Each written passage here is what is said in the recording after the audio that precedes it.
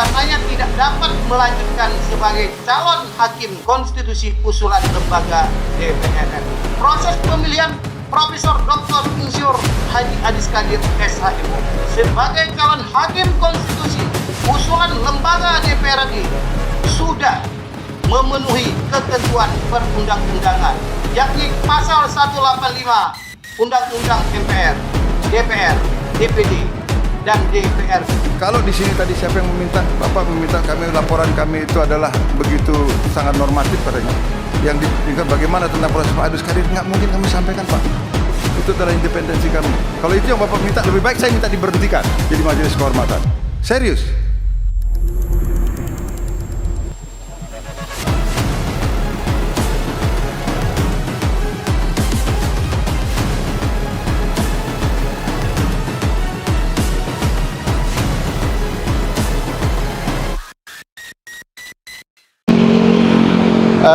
Kita akan membahas soal hakim konstitusi yang baru saja dilaporkan ke Majelis Kehormatan Mahkamah Konstitusi MKMK. Ini sebenarnya gedung MK lama sebelum berdirinya gedung baru di Mahkamah Konstitusi. Yuk kita ke gedung baru.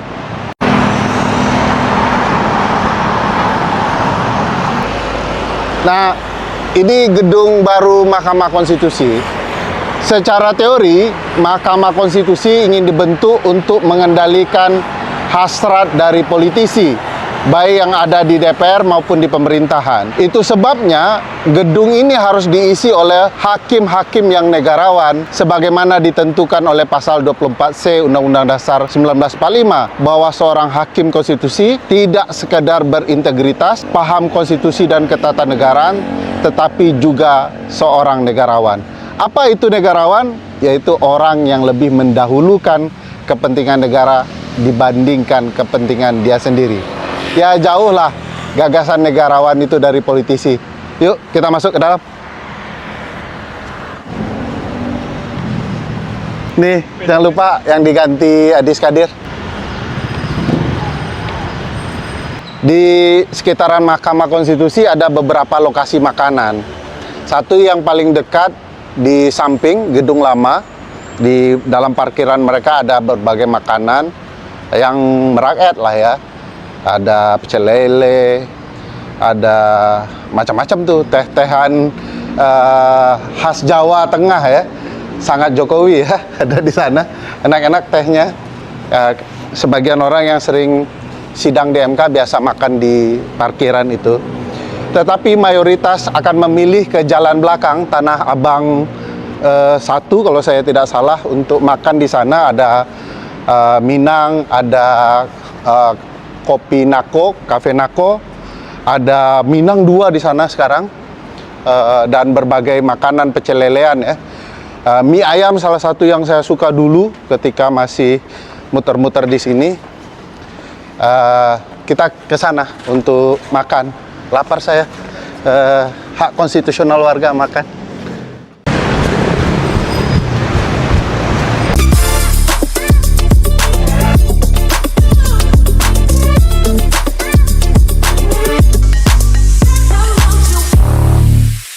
Kita nunggu senior saya, pakar hukum tata negara yang concern di isu Mahkamah Konstitusi. Dia salah satu orang yang terlibat melaporkan terpilihnya Adis Kadir. Sambil makan kita tunggu Mbak Bibip makan Minang. Akhirnya nyampe juga sore-sore telat. Silahkan. Ya, thank you. Makan ya? Ya dong. Wah, makan. Nasi Padang nggak bisa ditolak. Kalau di MK seringnya makannya di mana? Di sini. Sini. Atau ada satu lagi nasi Padang di situ. Padang di sana. Kalau ngopi di Nako. Ngopi ya kadang-kadang lah. Itu kalau habis aksi Kamisan. Kamisan. Oh, sana ya. Kan Kamisan dekat. Terima kasih Pak. Oh, Kamisan dekat ya? Jalan kaki kan ke sini. Nah. Adis Kadir terpilih kemarin. Lalu tiba-tiba teman-teman melaporkan Adis Kadir ke Majelis Kehormatan Mahkamah Konstitusi. Emang apa salahnya Adis Kadir ya? 3 hari 3 malam ada nggak nih waktunya nih? Salahnya ya? Saking banyaknya Saking ya? banyaknya. Nggak, jadi kan cerita dari awal dulu kali ya. Jadi ada 21 orang dari Constitutional and Administrative Law Society, namanya CALS, yang dirimu sebenarnya ikut juga. Ya, Ibu ketuanya. Nah, kami tuh merasa perlu untuk ya melakukan hal yang lebih konkret ketimbang ngomong-ngomongnya udah, diskusinya udah, mengkritiknya sudah secara wacana, tapi kan masih ada yang konkret. Nah, jadi 21 orang ini sebagai individu maju ke Majelis Kehormatan Mahkamah Konstitusi MKMK. Melaporkan. Adis Kadir itu yang kami, maksudnya tadi saya bilang 3 hari 3 malam memang banyak banget kan masalahnya. Tapi tentu saja kami kalau lapor ke MKMK harus mencari sesuatu yang bisa dikuantifikasi jadi pelanggaran etik, nggak bisa sekedar gosip kan. Nah, pelanggaran etik yang kami nilai itu ada pelanggaran, kan ada 7 tuh sabta karsanya kode etik MK. Ada yang kami ambil itu ketidakpatutan, integritas, sama satu lagi apa ya, kok lupa ya. Pokoknya 3 itu. Yang intinya kami menyoroti bahwa walaupun dia baru saja dilantik, belum kerja bahkan, tapi kami melihat harusnya ketika dia dipilih jadi hakim, dia sudah harus punya etik yang tinggi. Kan syarat hakim MK itu salah satunya negarawan loh. Walaupun kita nggak jelas ya negarawan itu apa ya. Itu apa modelnya ya? Nggak jelas. Itu yang harus diperbaiki salah satunya. Satu-satunya ya, syarat jadi pejabat di Republik ini yang disebut eksplisit negarawan. Yang disebut secara eksplisit negarawan. Nah, walaupun nggak ada definisinya, tapi kan kita bisa maknai dengan ya etiknya harus tinggi betul. Jadi ketika dia dipilih dan dia tahu persis bahwa bulan Agustus 2025 ada seseorang yang bernama Innocentius Samsul yang sudah dipilih, sudah ketok palu. Bahkan yang saya dengar, Diumumkan lagi ya. saya dengar video profilnya sudah dibuat di MK, saya dengar. Jadi emang udah yakin betul. Kasihan Pak Ino ya. Kasihan. Walaupun waktu itu kan kita kritik juga. Ya, prosesnya kita anggap bermasalah. Juga sama bermasalahnya dengan yang sekarang. Ya itu, dan ini yang kedua kan dari kritik kami itu, prosesnya itu kalau dibilang fit and proper test, apa yang fit, apa yang proper. Orang cuma 25 menit selesai. Calon tunggal, nggak ada yang tahu. Bahkan yang saya dengar dari beberapa anggota Komisi 3, tentu saja mereka nggak mau disebut namanya, mereka juga nggak tahu. Baru mendadak tiba-tiba, hey kita yuk rapat untuk melakukan fit and proper test. Betul-betul mendadak. Mendadak, karena Komisi 3 merasa loh udah ada yang terpilih, udah ikut acara MK juga Pak Innocentius Samsul. Nah jadi kan harusnya kalau orang betul beretik, begitu tahu prosesnya separah itu, ya harusnya ya dia nolak dong. Wah ini nggak benar, ini tidak beretika. Saya mau jadi hakim. Hakim itu etikanya harus setinggi langit gitu ya. Namanya juga hakim. Biasanya kan orang bilang jalan sunyi gitu ya kalau jadi hakim ya.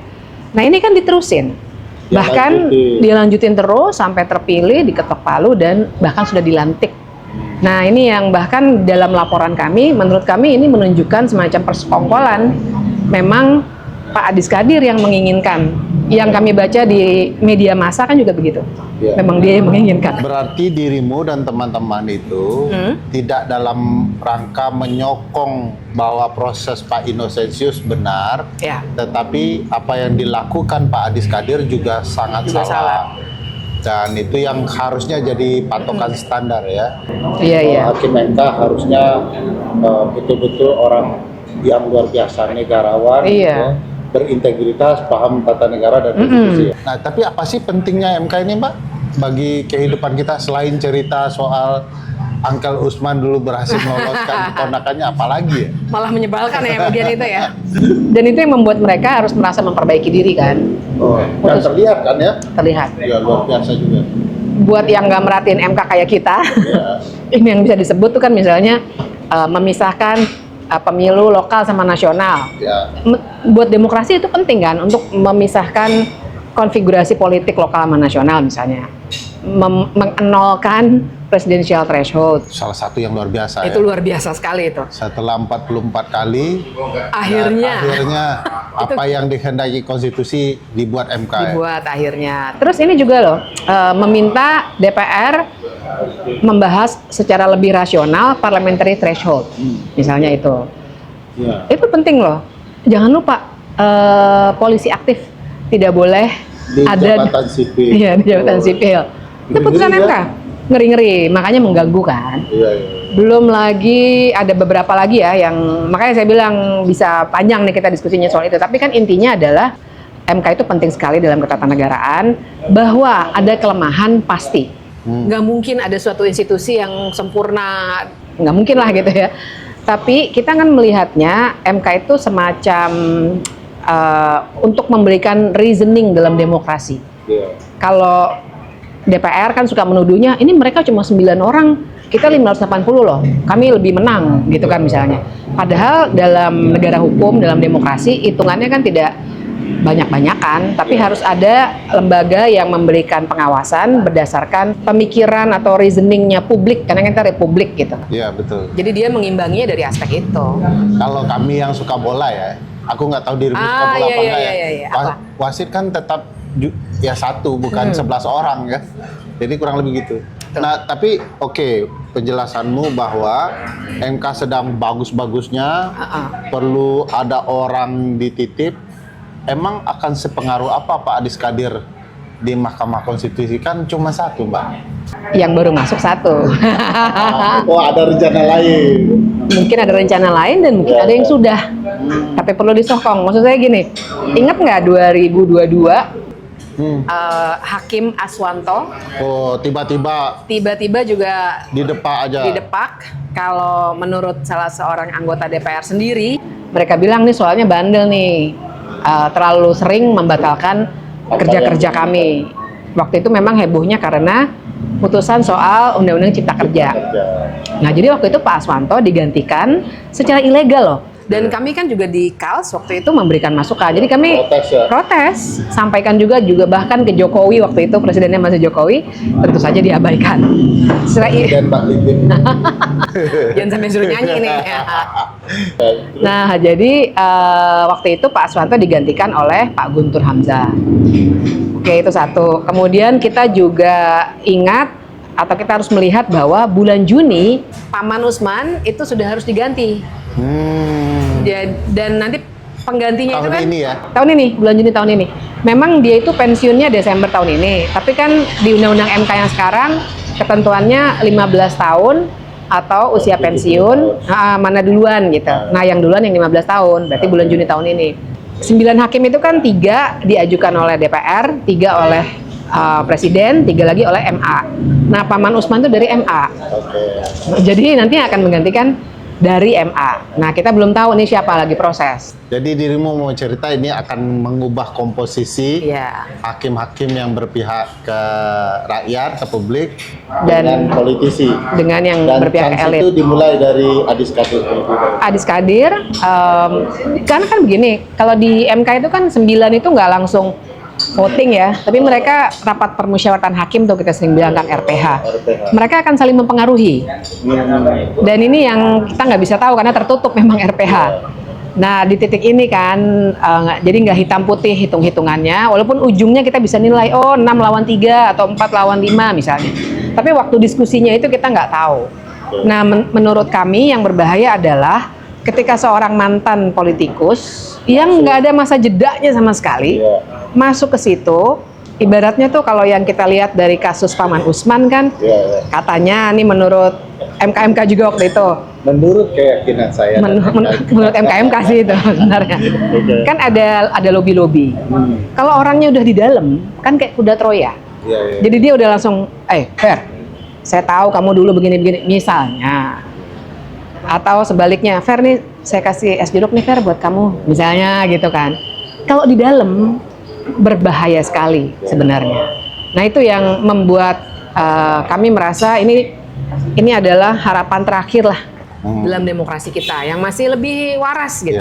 Jangan ada dilanjutkan. pengawalnya, tidak dimasuki oleh orang-orang politisi yang bisa merusak juga kehendak publik yang ada ya. Nah, prosesnya sudah sejauh mana nih, Mbak?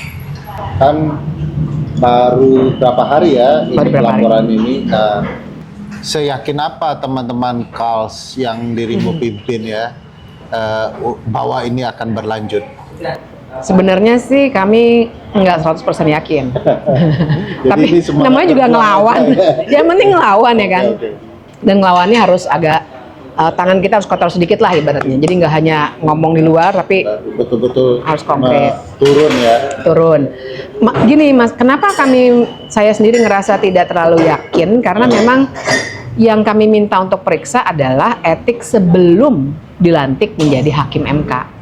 Jadi ini artinya memang akan jadi terobosan kalau MK mau masuk ke situ. Ya. Kalau menurut kami sih kuat sekali. Kuat sekali ya, karena Kuat sekali. waktu aku kan juga anggotamu sebenarnya ya, aku diskusi Dia salah satu. pura-pura. Padahal dia anggota juga. Nah, salah satu diskusi yang waktu itu teman-teman kan pemahamannya adalah kalau seorang hakim konstitusi di kemudian hari setelah dia dipilih ketahuan melanggar etik bahkan mencuri misalnya, Ya walaupun itu sebelum jadi hakim ya tetap akan Harusnya tetap berhenti, tidak memenuhi syaratnya sebagai Tidak memenuhi orang syarat. yang berintegritas itu ya. Nah itu poin keyakinanmu ya. tapi aku juga dengar MK-nya bilang itu kan sebelum. Nah, itu yang menjadi dilemanya. Iya, makanya kemarin kan tadi pertanyaannya sejauh mana ya? Ya. Kemarin tuh baru sidang pertama. Hari apa itu? Kamis pagi kemarin itu sidang pertama. Kuasa hukum kami ini anak-anak muda yang keren dari Temis juga. Ya.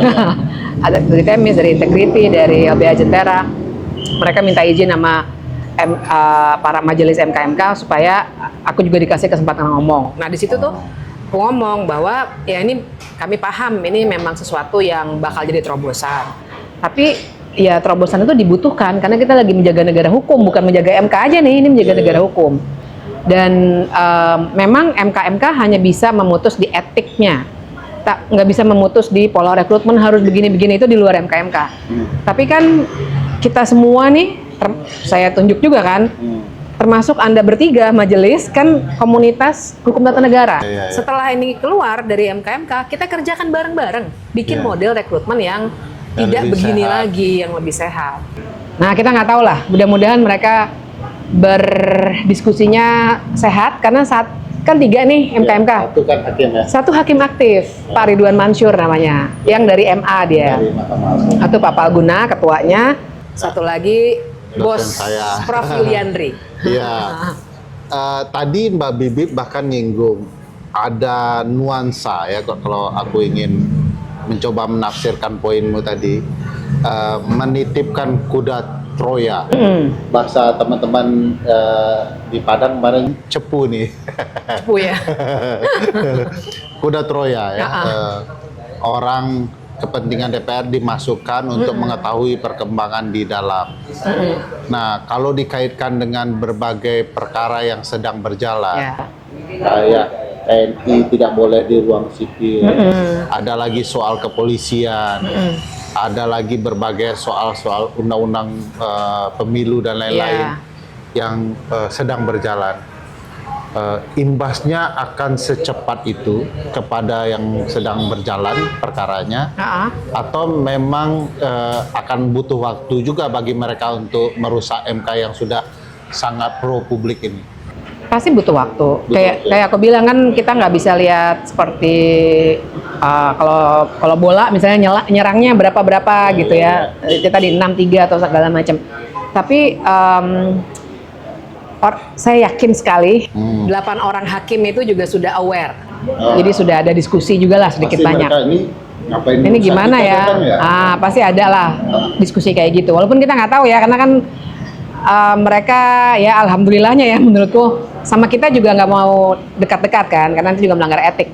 Nah jadi nggak akan cepet juga. Dan proses itu seperti yang tadi aku bilang nggak hitam putih 6-3 atau 5-4. Yang terjadi adalah biasanya tuh dalam diskusi RPH, nah itu saling mempengaruhi pemikiran yang nggak akan sebentar. Jadi mungkin agak lama. Nah karena itu sebenarnya beberapa temen tuh udah keren banget pemohon. Oke. Kayaknya Temis juga pakai ya. Ada yang namanya hak ingkar. Hak ingkar ya, kemarin kita pakai itu. Hak ingkar adalah Hak ingkar. ada kan di Undang-Undang Kekuasaan Kehakiman ya. Ya, untuk menolak agar Hakim tertentu tidak ikut menjatuhkan putusannya. Menurutku itu juga rasional sekali karena kita nih Adis Kadir nih bagi kami ya, kalau buat netizen kan soal lain ya, bahwa dia yang salah ngitung kos-kosan anggota DPR itu loh. Ya, yang membuat kerusuhan bulan Agustus lah. Tapi kan bagi kami bukan hanya itu kan, tapi fakta bahwa dia itu pimpinan DPR. Artinya dia juga ikut ketok palu dan dia di Komisi 3 bahkan yang membuat revisi Undang-Undang MK 2022, membuat keputusan soal Innocentius Samsul sendiri dan banyak hal lainnya yang berimplikasi pada apa yang kita perkarakan di MK. Memang benturan kepentingannya nyata. Ya, aku bahkan dengar baik kepada Pak Innocentius maupun kepada Pak Adis Kadir, DPR secara eksplisit menitip pesan. Nanti setelah jadi hakim konstitusi, jangan lupa loh, undang-undang ini kita buat bersama dan Anda adalah bagian dari kami. Itu kan sama saja terbuka bilang kepada hakim konstitusi, Anda berpihak dong. Iya. Nah, gimana itu nasib Persidangan di MK ke depan. Itulah jadi intensi buruknya kan kebaca kan. kelihatan betul ya? Iya, jadi kalau dibilang kayak anak-anak, mereka berani ya, maksudnya nggak malu-malu gitu. Sememalukan itu. Mereka nggak malu-malu. Jadi kita bisa lihat dengan mata telanjang ini memang mereka tujuannya buruk gitu. Ingat Pak Adis Kadir itu kita baca di media massa kan, karena tertutup sesinya. Tapi waktu itu dia presentasinya salah satunya tentang yang namanya judicial restraint. Nah, buat yang jarang baca-baca literaturnya, kira-kira tuh ada judicial activism yang bikin hakim itu berpihak pada nilai-nilai hak asasi manusia, demokrasi. Tapi ada yang judicial restraint, jadi mereka kayak menahan diri untuk kepentingan ya bisa dibilang elit gitu ya. Nah, Pak Adis Kadir presentasinya soal judicial restraint, jadi kelihatan betul niatnya. Polanya ketahuan. Modusnya, kejahatannya terbuka ya. Sedih juga ya. Nah itu kita sih Kals itu satu tidak membela mendingan Innocentius daripada Adis Kadir, enggak. Prosesnya yang ngaco. Dan yang kami khawatirkan kalau ini didiamkan, dia jadi new normal. Nanti ada lagi, dipilih lagi yang dengan cara yang seperti ini. Dan jangan lupa DPR itu sudah memasukkan di tata tertib DPR semua yang mereka pilih melalui fit and proper test mereka bisa evaluasi. Berarti hakim MK bisa mereka kendalikan. Bisa. Kalau misalnya kebanyakan batalin undang-undang, misalnya mereka panggil evaluasi ganti. Ini salah loh. Secara hukum tata negara, dirimu pasti tahu persis juga. Secara hukum tata negara ini salah karena ini bukan konsep perwakilan.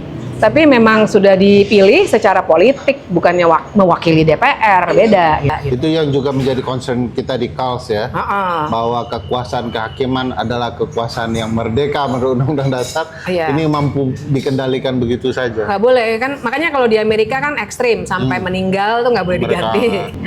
Seumur hidup jabatannya. Seumur hidup, sepanjang berkelakuan baik. Kalau di kita nggak seumur hidup, tapi memang harusnya ada kalau dalam prinsip independensi kekuasaan kehakiman itu namanya fixed term gitu. Jadi nggak boleh dievaluasi gitu kayak pegawai. Itu nggak. Bukan anak buah siapa-siapa. Bukan anak buah siapa-siapa. Nah ini pertanyaan terakhir lah. Apa sih harapan Bivitri Susanti and the gang, Kals dan publik luas terhadap 8 hakim dalam melihat kasus ini, termasuk juga MK-MK? Harapannya ya supaya mereka itu kepalanya itu tidak dipengaruhi oleh rasa tidak enak, ewuh pakewuh kalau kata orang Jawa pada DPR apalagi, tapi benar-benar berpikir tentang sesuatu yang lebih besar gitu, negara hukum. Kalau istilahnya Prof. Susi waktu kita semua diskusi Kals, dia bilang ini seperti robohnya. Dia menyitir bukunya Sebastian Pompe kan. Runtuhnya Mahkamah Agung. Nah dia bilang ini sekarang runtuhnya Mahkamah Konstitusi nih gitu. Nah jadi saya sih berharap 8 orang hakim dan MK-MK mikirnya tuh lebih besar gitu. Ini masa depan negara hukum kita, masa depan konstitusi kita. Kalau mereka cuma karena nggak enak nih sama DPR secara politik nanti dan seterusnya, atau nggak enak sama Prabowo misalnya karena Adis Kadir dari Golkar anggota Kim Plus ya. Nanti padahal kita harus memikirkannya kan ke depan nih, nggak cuma 4 tahun 5 tahun ini Indonesia, peradaban Indonesia bahkan. Peradaban Indonesia sangat ditentukan ini. Itulah. Makasih Mbak Bibip. Sama-sama. Jangan Makasih menyerah. nasi padang ya. Nasi padangnya produser kita yang mudah-mudahan laporan teman-teman berjalan dan banyak hal yang bisa diubah walaupun Amin. perlahan-lahan. Kasih Mbak. Terima kasih. Mbak makasih ya. Aku izin Sama-sama. pulang Oke. sambil ngucapin selamat Valentine. Oh iya ya, 14 ya? Ya, sekaligus 1 tahun terpilihnya Prabowo. Dah. Terima kasih.